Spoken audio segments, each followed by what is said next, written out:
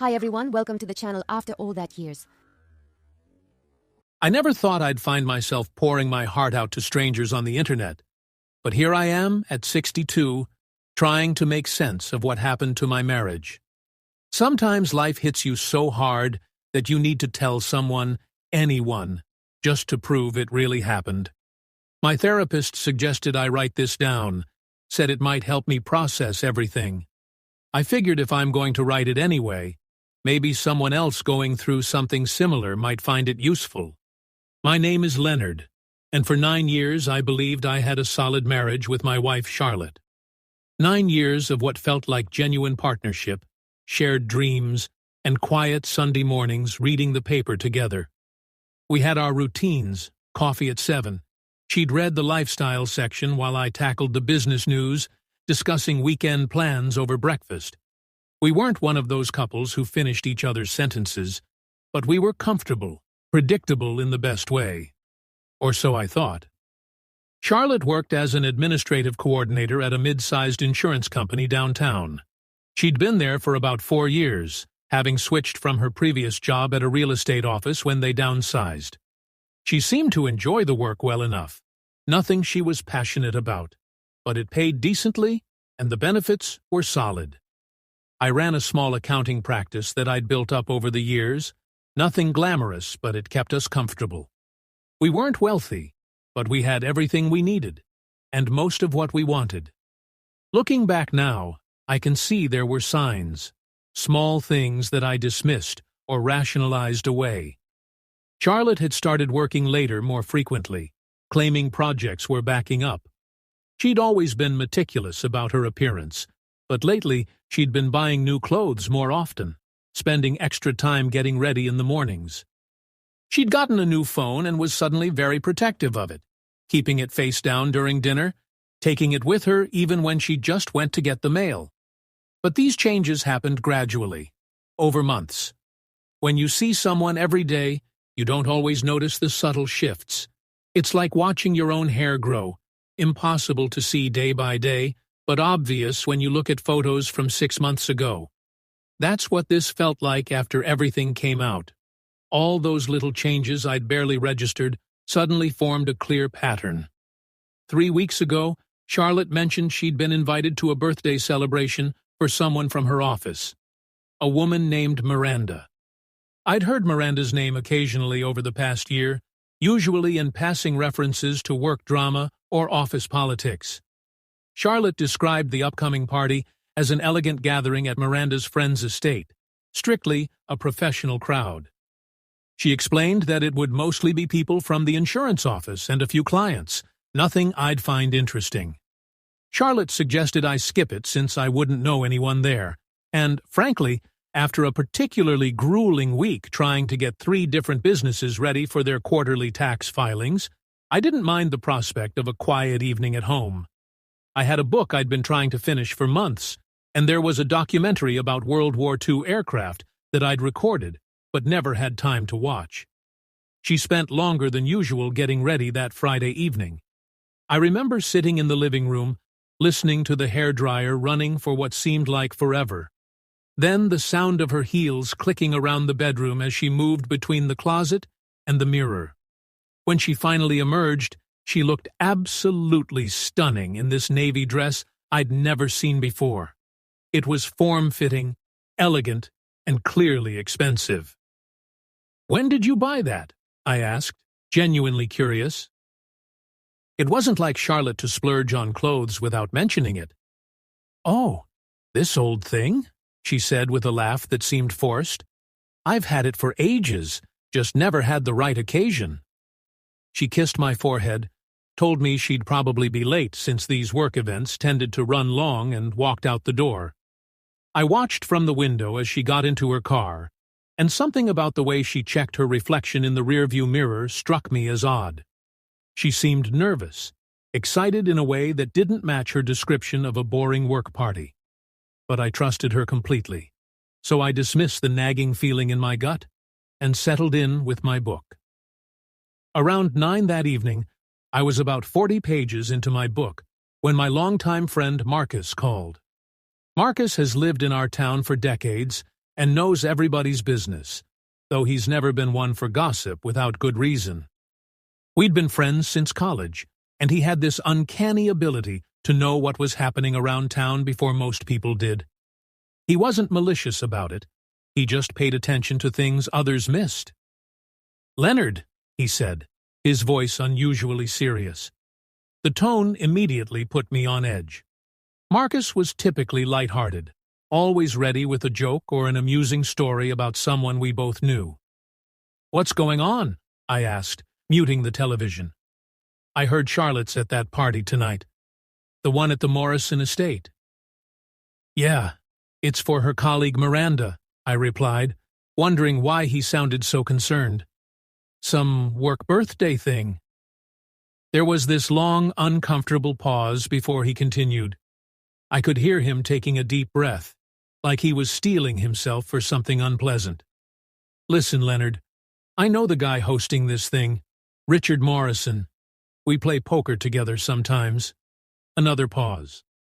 "This isn't the kind of gathering your wife described to you. These parties, they're not work events. They're social gatherings for people who are. Well, let's just say the guest list isn't made up of co-workers celebrating birthdays." My stomach started to clench. "What do you mean?" "I mean, you might want to see for yourself what's really going on there. I could be wrong, and I hope I am. But something doesn't add up about Charlotte's story." Marcus wasn't the type to stir up trouble, and I'd never known him to be wrong about these kinds of things. Hearing that careful, concerned tone in his voice made my hands start to shake. Every instinct I had was screaming at me to stay home, to trust my wife, to believe that Marcus had somehow gotten his information wrong. But another part of me, a part I didn't want to acknowledge, knew that all those little changes I'd been noticing suddenly made more sense. Against every instinct telling me to stay home, against every voice in my head screaming that I was about to do something I'd regret, I grabbed my keys and drove to the address Marcus gave me. The 20-minute drive felt like hours. My mind was racing through possibilities, most of them innocent explanations for whatever Marcus thought he knew. Maybe Charlotte had been invited to a different kind of party than she'd realized. Maybe she was as surprised by the setting as I would be. Maybe Marcus had gotten his wires crossed about which party she was attending. But deep down, in a place I didn't want to explore, I knew something was wrong.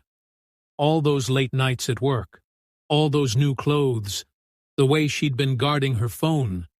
It was all starting to form a picture I didn't want to see. The Morrison estate was impressive. One of those sprawling places in the wealthy part of town, with circular driveways, perfectly manicured lawns, and the kind of outdoor lighting that costs more than most people make in a month. Expensive cars lined the driveway. BMWs, Mercedes, a few luxury SUVs that probably cost more than my house. I could hear laughter and music floating through the evening air, the kind of refined party sounds that suggested this was indeed an upscale gathering. When I walked through the front door, which was unlocked and slightly ajar, I was immediately struck by how formal everything was. People dressed like they were attending a gala, champagne glasses catching the light from an enormous crystal chandelier, the whole 9 yards. This definitely wasn't the casual office birthday party Charlotte had described. The women were wearing cocktail dresses that probably cost more than I made in a week, and the men were in expensive suits. Everyone looked polished, sophisticated, and entirely at ease in this luxurious setting. I felt completely out of place in my khakis and polo shirt. Several people glanced at me curiously as I moved through the crowd, clearly wondering who I was and how I'd ended up at their exclusive gathering. I nodded politely, but didn't stop to chat with anyone. I had a mission, and I was dreading what I might find. The house itself was enormous, room after room filled with laughing, drinking, socializing people. A jazz quartet played in one corner. Waiters moved through the crowd with trays of appetizers that looked like they belonged in a 5-star restaurant, and the whole atmosphere screamed money and sophistication. This was definitely not a work party in any conventional sense.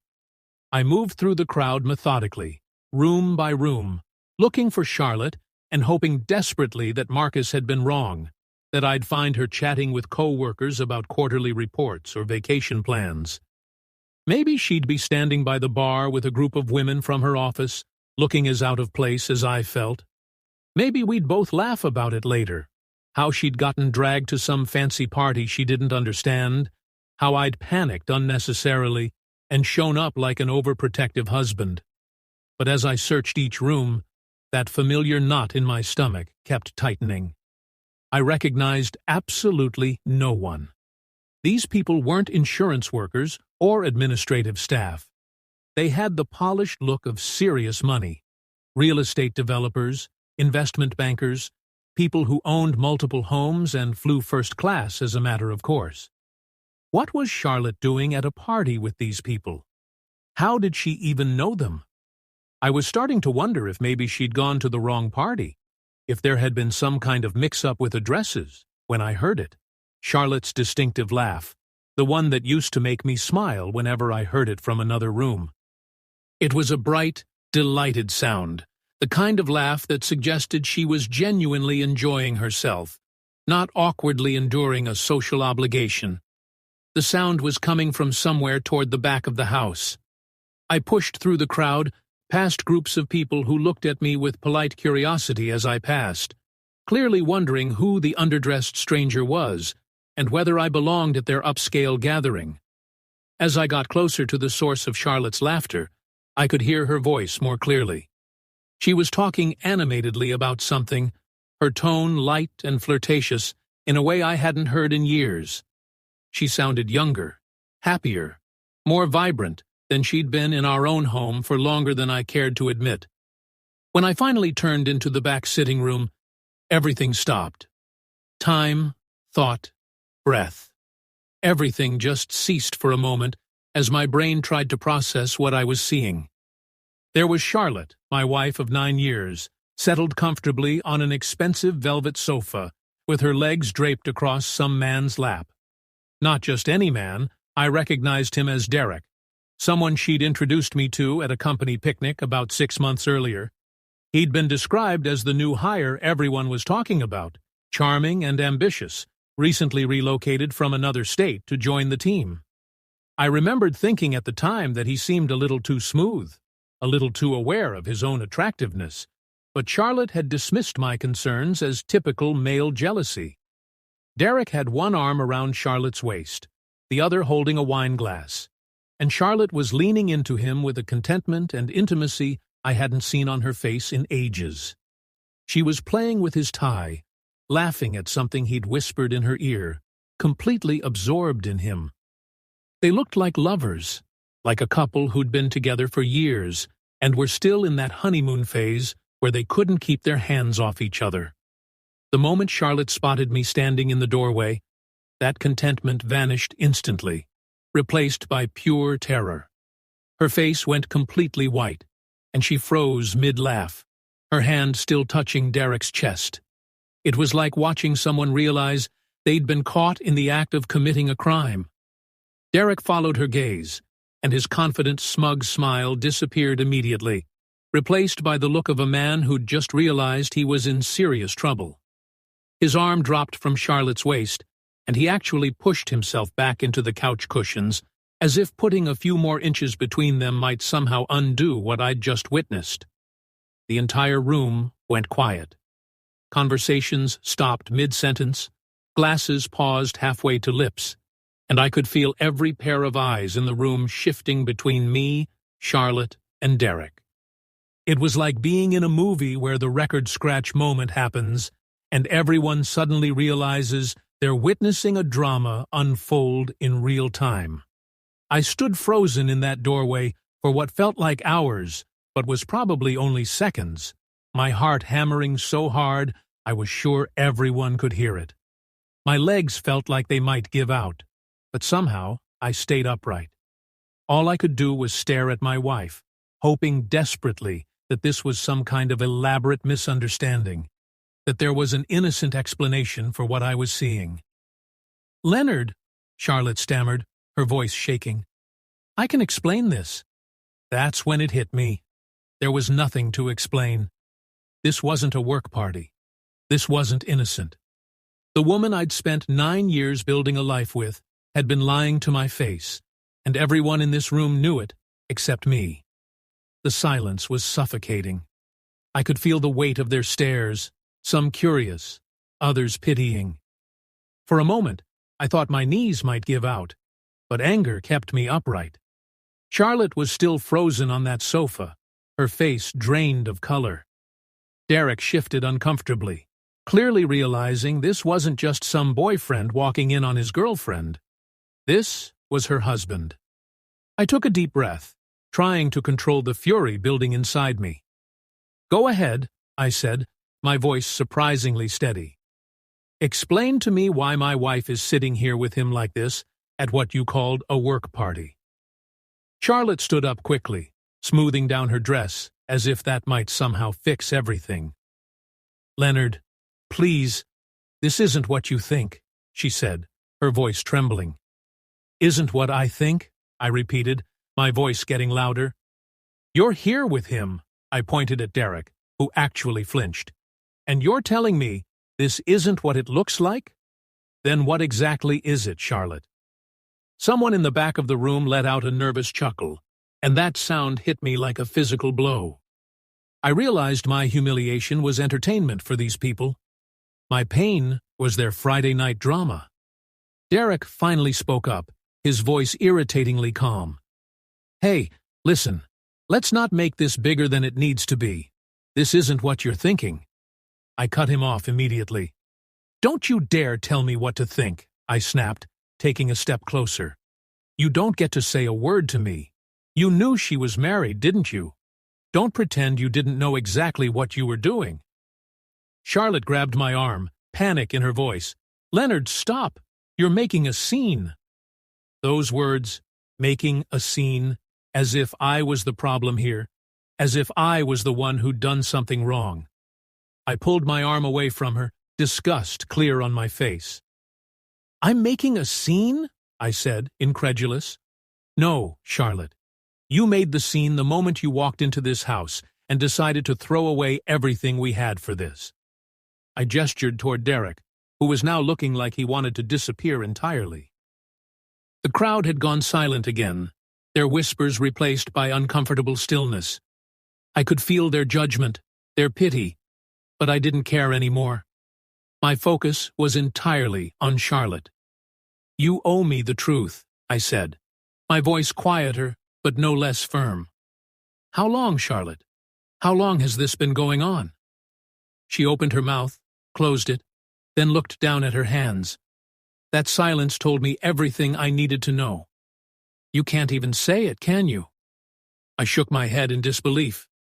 That's when Marcus appeared at my side. I hadn't even noticed he'd followed me here. He put a steady hand on my shoulder. "Come on, Leonard. You don't need to do this here." But I wasn't ready to leave. Not yet. I turned back to Charlotte, who was now crying. "You know what hurts the most?" I said, my voice breaking. "It's not just that you cheated. It's that you lied to me over and over, and you didn't even have the decency to keep it private. You let this happen in front of a room full of people who are all watching me right now like I'm some kind of fool." Charlotte finally looked up at me, tears streaming down her face. "I didn't want you to find out like this," she whispered. I laughed, but there was no humor in it. "Oh, so you were planning to tell me? When, Charlotte? After you'd moved in with him?" I pointed at Derek again, who was standing awkwardly, clearly wishing he was anywhere else. Marcus tugged at my arm again. "Let's go, Leonard. She's not worth this." For a moment, I considered staying, saying more, making her feel even a fraction of the pain I was experiencing. But Marcus was right. She wasn't worth it. None of this was. Without another word, I turned and walked out of that house, Marcus right behind me. As soon as we stepped outside, the cool evening air hit me, and I realized I was shaking. From anger, from betrayal, from everything. Marcus handed me his car keys. "You're not driving tonight," he said firmly. "I'll get you home." I was too drained to argue. As we drove away, I looked back at that house, at the life I thought I had, and felt this strange mixture of devastation and relief. Devastation for what I'd lost. Relief that I finally knew the truth. But I knew this was just the beginning. I didn't sleep that night. How could I? I lay on the couch in my living room, staring at the ceiling, replaying every moment of what I'd witnessed.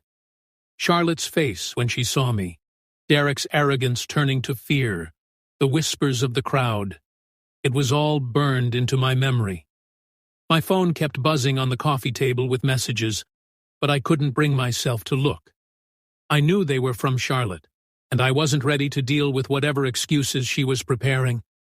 By morning, the numbness had faded, replaced by a cold, focused anger. I wasn't exhausted anymore. I felt energized, like I finally had a purpose. I made coffee and sat at the kitchen table, trying to figure out what came next. Divorce seemed inevitable, but thinking about it made my stomach churn. 9 years of my life. Gone. 9 years of trusting someone who clearly didn't deserve it. My phone buzzed again, and this time I picked it up. Multiple missed calls and texts from Charlotte, all variations of the same message. "We need to talk. Please come home. I can explain everything." Explain everything? She couldn't even admit how long it had been going on when I confronted her last night. What was left to explain? That's when Marcus showed up with breakfast sandwiches, letting himself in like he always did. He took one look at me and sat down across from me at the table. "You're going to eat," he said, unwrapping a sandwich and pushing it toward me. "Whether you want to or not." I took a bite just to keep him quiet. Marcus leaned back in his chair, studying me. "How are you holding up?" he finally asked. "I'm not," I said honestly. "I feel like my entire life just collapsed." Marcus leaned forward. "Listen to me, Leonard. You're going to get through this. I know it doesn't feel like it right now, but you'll come out of this stronger. You just need to focus on protecting yourself and moving forward with dignity." "Dignity?" I almost laughed. I walked into a room full of strangers last night and found my wife draped over another man. I'm the town joke now. Where's the dignity in that? Marcus didn't flinch. "The dignity is in how you handle what happens next. You don't sink to her level. You don't let her, or that guy, or anyone else define who you are. You take control and show her what she lost." His words hit me harder than I expected. He was right. I couldn't let Charlotte's betrayal destroy me. I needed to take back control, stop letting her actions dictate my emotions and my choices. That's when I decided I needed to see her. Not because I wanted to hear her excuses, but because I needed answers. I needed to understand exactly what I was dealing with so I could plan my next move. I told Marcus my plan, and he nodded approvingly. "Just don't let her manipulate you. Go in there, get the facts, and get out." I showered, put on clean clothes, and drove to our house. My hands were steady as I unlocked the door and walked inside. The house felt different somehow, like it belonged to strangers now. "Leonard?" Charlotte called from the living room, her voice tentative and scared. I found her sitting on the couch, hands clasped tightly in her lap. Her eyes were red and swollen, and she looked like she hadn't slept either. For just a moment, I almost felt sorry for her. "Talk," I said, crossing my arms. I wasn't going to make this easy. She looked up at me, tears already forming.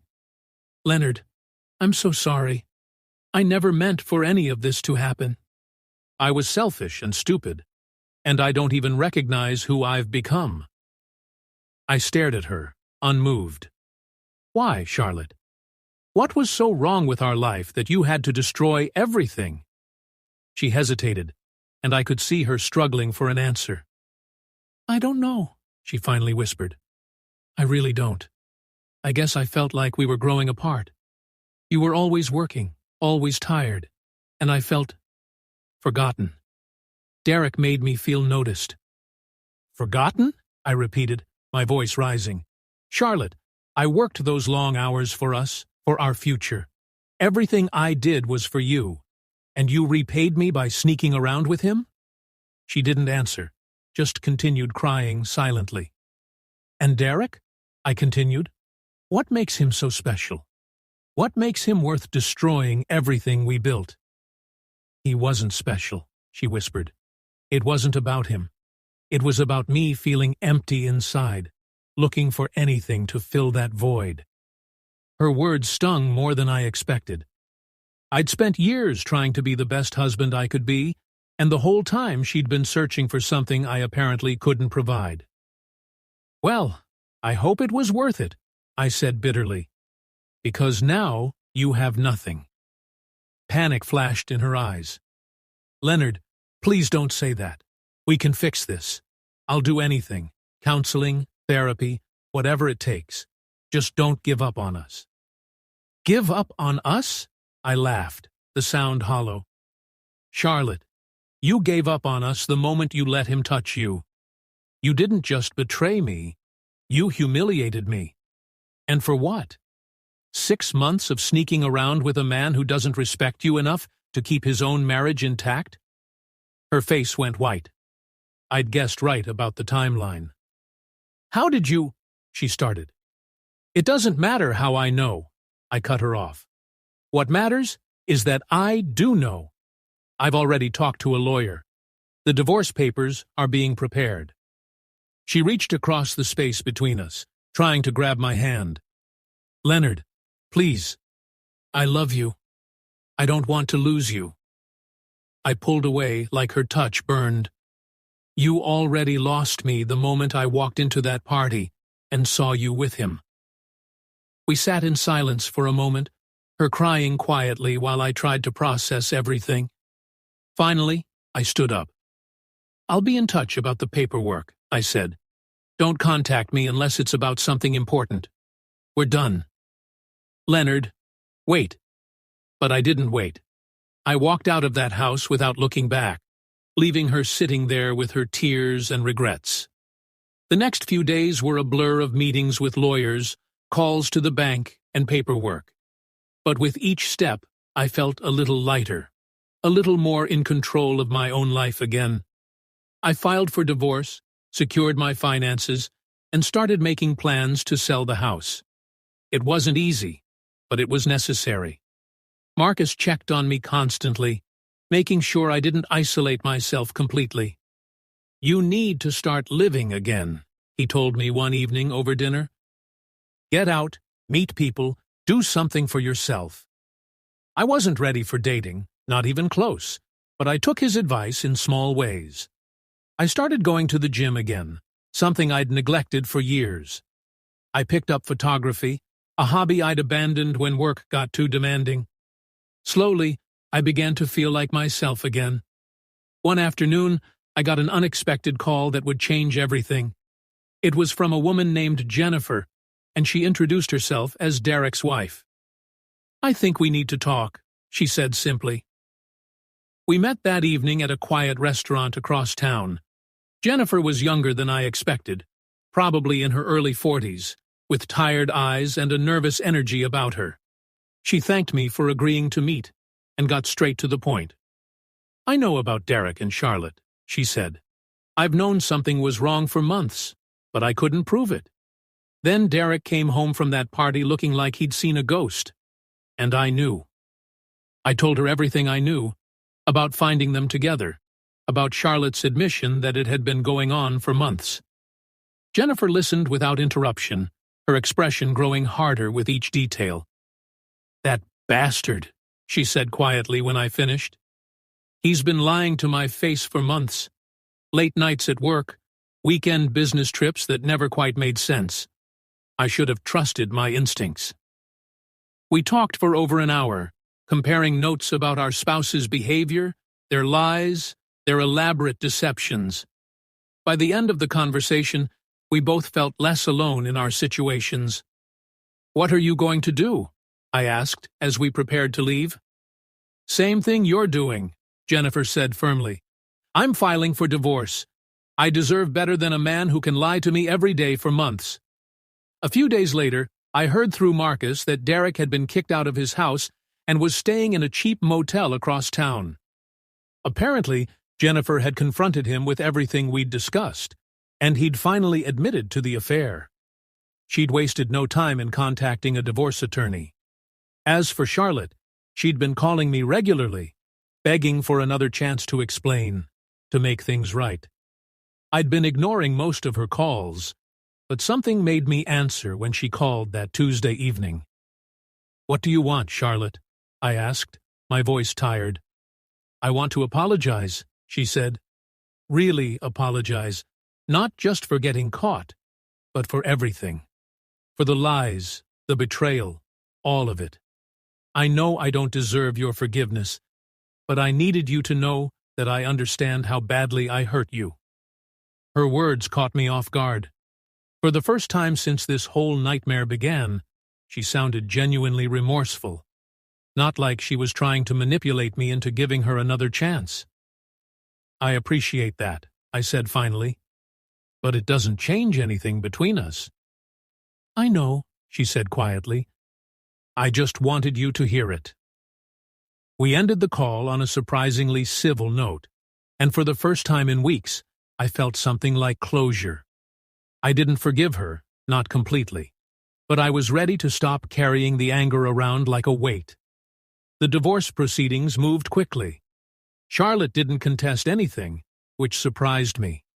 She signed the papers without argument, agreeing to a fair division of our assets and making no claim on the house, which had been in my family for generations. 6 months later, I sold our house and moved to a smaller place across town. It was time for a fresh start, a new chapter without the ghosts of my failed marriage haunting every room. I ran into Jennifer at the grocery store a few weeks after my move. She looked different, healthier, more confident. Her divorce from Derek had been finalized around the same time as mine from Charlotte. "How are you doing?" she asked, genuinely interested. "Better," I said, and I meant it. "Taking it one day at a time. You?" "The same. It's strange, isn't it? How much better life can be once you stop living with someone who lies to you every day." We talked for a few minutes, and I found myself enjoying her company. There was no romantic interest. We were both too freshly wounded for that. But it was nice to talk to someone who understood what I'd been through. As I drove home that day, I realized something important. I was going to be okay. The betrayal had nearly broken me, but it hadn't. It had taught me things about myself I never knew. That I was stronger than I thought. That I deserved better than someone who could lie to my face for months. And that sometimes the worst thing that happens to you can also be the thing that sets you free. Charlotte had taken 9 years of my life, but she hadn't taken my future. That was still mine to write. A year later, I was living in a comfortable apartment downtown, had joined a photography club, and was even considering taking some college courses I'd always been interested in, but never had time for. My life looked nothing like what I'd planned at 62, but it was mine, built on honesty and self-respect, rather than lies and betrayal. I heard through mutual acquaintances that Charlotte and Derek's relationship hadn't lasted long after their respective divorces were finalized. Apparently, when there was no more secrecy and excitement to sustain them, they realized they didn't actually have much in common. Charlotte was living alone in a small apartment across town, working at a different company. Derek had moved to another state entirely, presumably to start over somewhere his reputation hadn't preceded him. I felt no satisfaction in their failed relationship. If anything, I felt a kind of pity for them. They'd destroyed 2 marriages for something that turned out to be built on nothing more than the thrill of deception. As for me, I was learning to be happy alone. Not lonely. Alone. There's a difference. Lonely is what I'd been in my marriage toward the end, living with someone who was physically present but emotionally somewhere else entirely. Alone was peaceful. Alone was honest. Alone was a choice I was making for myself. I'd started dating again, nothing serious, just dinner with women I met through the photography club or at community events. I wasn't in any hurry to remarry or move in with someone. I'd learned that it was better to be genuinely alone than to be with someone who made you feel alone. The experience had changed me in ways both painful and positive. I was more cautious now, less trusting, but also more confident in my own worth. I knew what I would and wouldn't accept in a relationship. I knew the warning signs I'd missed before. Most importantly, I knew that I could survive having my heart broken and come out stronger on the other side. If there's anything I want people to take from my story, it's this. Betrayal doesn't have to define you. It can destroy you if you let it. But it can also teach you things about yourself that you never knew. It can show you strengths you didn't know you had and help you build a life based on what you actually want, not just what you think you're supposed to want. I'm 63 now, and while this isn't the life I planned, it's a life I'm proud of. I sleep well at night because I'm not lying to anyone or being lied to. I spend my time with people who genuinely care about me and who I care about in return. I pursue interests that make me happy, rather than just going through the motions of a life that looked good on paper, but felt empty in reality. Charlotte taught me something valuable, though I doubt she meant to. She taught me that I'm worth more than someone who has to look elsewhere for fulfillment. She taught me that I deserve honesty, respect, and genuine affection. She taught me that it's better to be alone and authentic than coupled and living a lie. Sometimes the worst thing that happens to you turns out to be exactly what you needed, even if you couldn't see it at the time. That party, as devastating as it was to walk into, was actually the night I started living honestly again. It was the night I stopped being a fool and started being a man who knew his own worth. And that, at 63, is a pretty good place to be.